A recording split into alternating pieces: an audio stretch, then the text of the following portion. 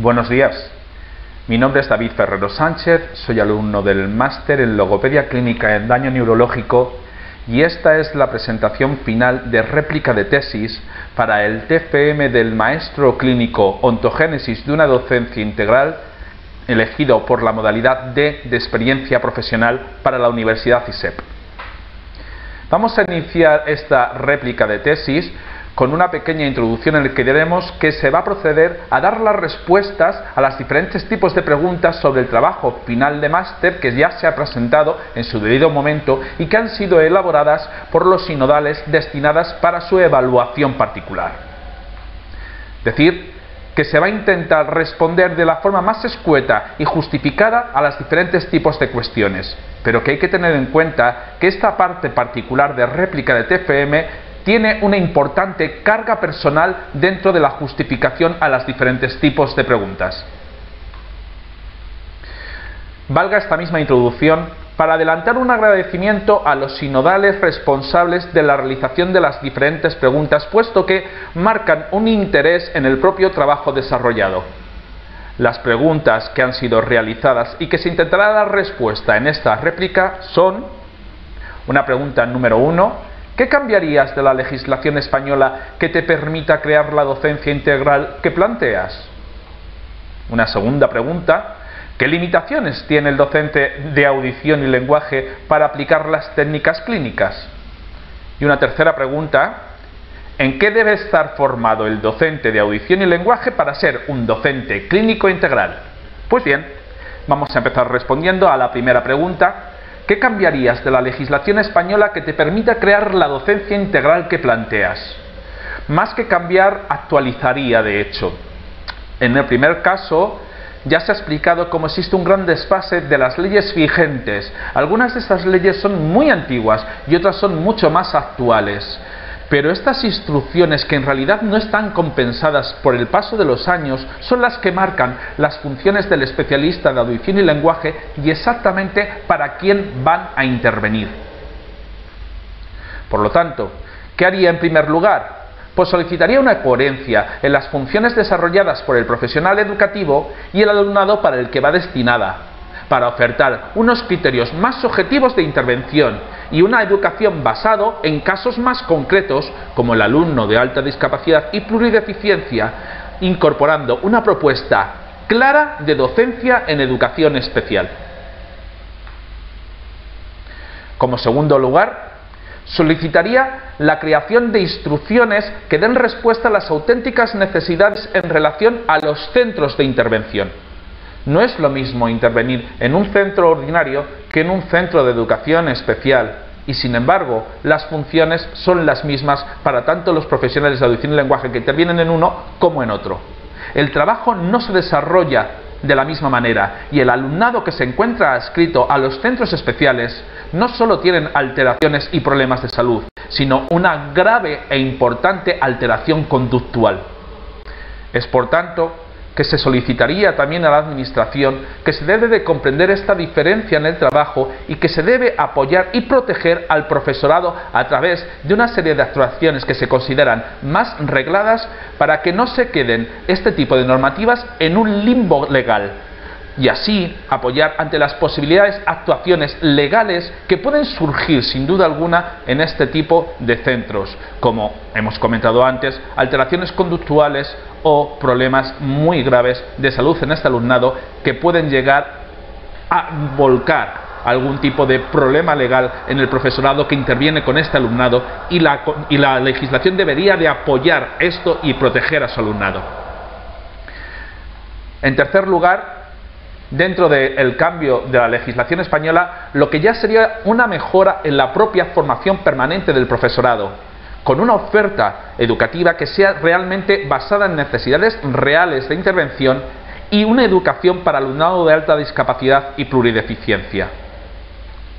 Hay que decir que basarse solamente en una formación en patologías muy concretas no corresponden a la realidad tan compleja de los centros de educación especial, ocasionando la alta discapacidad que se ha marcado a lo largo de todo este TFM.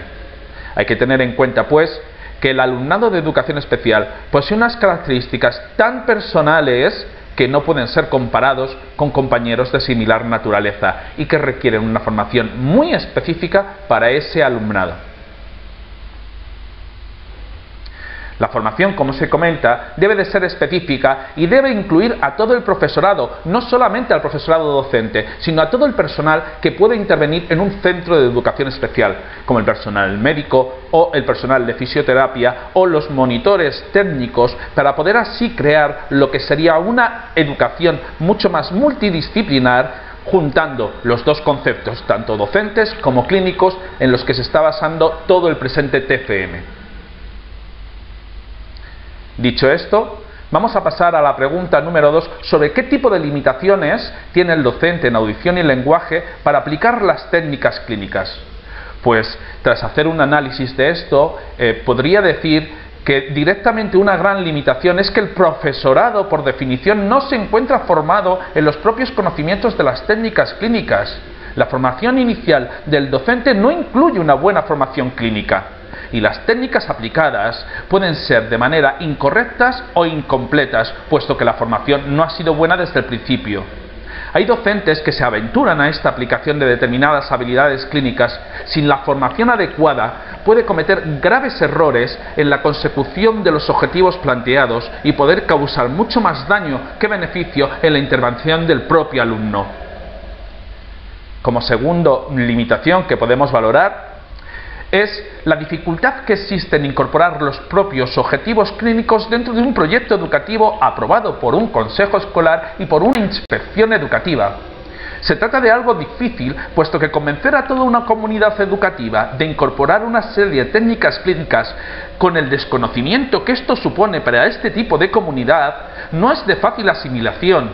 Para la mayoría del claustro no entienden el alcance del desarrollo de este tipo de técnicas dentro de educación. ¿Por qué incorporar técnicas clínicas dentro de educación? Y además, tener que valorar el gasto económico bastante avanzado de materiales para la intervención específica de este tipo de técnicas clínicas y que entran constantemente en una repercusión con otro tipo de adquisiciones materiales,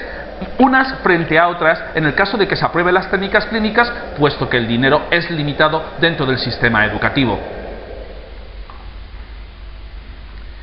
Como tercer limitación que se encuentra dentro de la pregunta planteada, es que a pesar de hacer uso de las técnicas clínicas en educación, nunca podemos olvidar que se trata de un centro de educación formal con alumnado en todos los ámbitos educativos que lo marca la ley. Más que una limitación es una lógica, pero claro, te impide desarrollar el 100% de las técnicas clínicas que uno puede llegar a conocer o que desea plantear para un alumnado, puesto que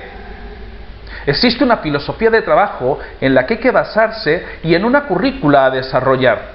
No se trata, no olvidemos, que sea un centro de clínica de intervención, ni una residencia, ni un centro asistencial. Es, por tanto, una escuela. Y hay que tener mucho cuidado, puesto que existe una línea muy fina entre apoyar objetivos educativos con técnicas clínicas y olvidarnos el concepto de aula de educación e irnos a una unidad de intervención. Y esto no puede ocurrir nunca. Es un centro escolar. De hecho, las técnicas clínicas se realizan, pero siempre y cuando no perjuicie la integridad física del alumno y se mantenga el respeto a su integridad como niño y a su derecho a la infancia. Entre unos profesionales y otros disponemos de multitud aparatología y se intenta que ésta sea la más funcional y la que menos cantidad pueda tener. Hay que tener en cuenta que en un centro de educación especial, entre sillas de ruedas, bipedestadores, controladores de cabeza, vendajes neuromusculares, sondas de alimentación, al final no podemos hacer perder y que el niño debe de disfrutar de su propia libertad infantil y su derecho a la docencia que tiene por ley. Como tercera pregunta, y por último, la pregunta es: ¿en qué debe estar formado el docente de audición y lenguaje para ser un docente clínico integral? Bueno, pues bien, en primer lugar, considero que el docente tiene que tener una formación lo más completa y compleja y en ámbitos dispares, puesto que cuantos más ámbitos maneje y controle dentro de su docencia, este especialista de audición y lenguaje mejorará en su respuesta educativa que sea aportada a su alumno de su cargo. No olvidemos nunca que todo conocimiento puede ser aplicado, en este caso en educación, pero que ante la suma de varios de estos conocimientos, el resultado final es muchísimo más complejo que la parte individual que lo compone. Por supuesto, si tenemos que seleccionar campos específicos de formación, unificaremos el campo de conocimientos educativos y el campo de conocimientos clínicos. Pero para ello, lo que tenemos que hacer exactamente es escuchar atentamente a nuestro alumnado con el que vamos a intervenir. Ellos son los que de una manera u otra, aun sin palabras, nos van solicitando realmente las propias necesidades que ellos tienen en alimentación, en deglución, en educación, en masticación, en ámbito clínico o en ámbito social. Y nosotros tendremos que buscar esa formación para poder aportar la respuesta oportuna para ese alumno en particular. Pero no solamente todo es educación, no son todos los conocimientos clínicos que deberíamos de aprender o aportar en docencia, puesto que también es muy importante, y como segundo lugar, hacer uso de toda una experiencia que se va desarrollando a lo largo de los años y que hace que el profesional cambie y se modifique en relación a las nuevas necesidades evolutivas que se van desarrollando en su centro. Se trata que el profesional debe involucrarse en la dinámica del propio centro, de su complejidad, en su referencia y asumir responsabilidades no solamente didácticas sino organizativas internas del centro. Y servir, ante todo, si esa es la posibilidad que uno tiene, como ejemplo para el apoyo a las familias y a los docentes, para que de una manera segura pero humilde pueda incorporar determinados tipos de conocimientos, puesto que este tipo de actuaciones al final redundan y recaen en el alumnado y por lo tanto en una misma mejora del docente. Por último lugar, decir que supone una gran ventaja y una gran suerte haber tenido la posibilidad de formarnos en este tipo de especialidades superiores universitarias, como es el caso del máster de formación en logopedia clínica en daño neurológico, ofertado en este caso por la Universidad ISER. Profesionales como yo, que trabajamos en educación, agradecemos siempre una formación tan específica y tan avanzada, y además que ha sido aportada por otro tipo de compañeros y profesionales que se demuestran como una gran docencia y por supuesto una manera muy positiva en su formación docente para el alumnado que estamos adscritos a este tipo de másteres. Pero no se puede negar ni obviar que el profesional de audición y lenguaje que tanto disfruta y utiliza este tipo de técnicas más clínicas dentro del sistema educativo no puede acceder con tanta facilidad a esta formación universitaria superior como en el caso que se está desarrollando ahora mismo, puesto que en su base formativa inicial, como se ha comentado antes, no tienen los suficientes conocimientos clínicos que le den la base para poder acceder a una formación tan compleja como esta.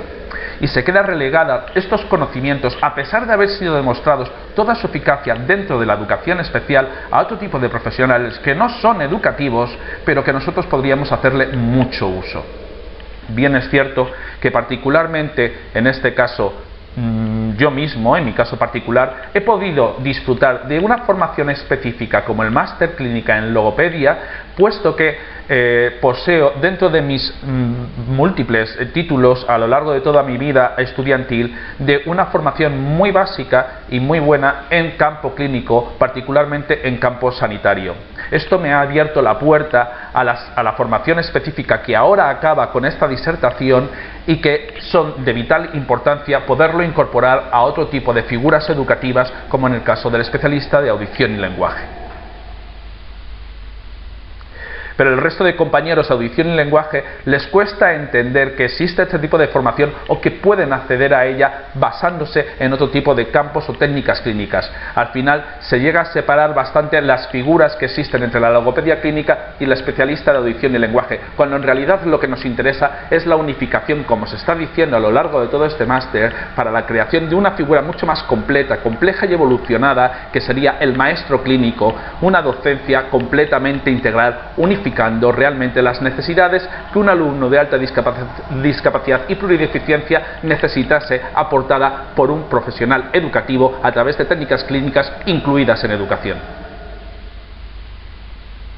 Una vez dicho esto, hasta aquí termina la réplica de tesis de las preguntas planteadas para el maestro clínico Ontogénesis de una docencia integral. Me gustaría volver a hacer uso del agradecimiento realizado en la primera plantilla para los sinodales que han realizado este tipo de preguntas, puesto el interés que han demostrado en el propio trabajo.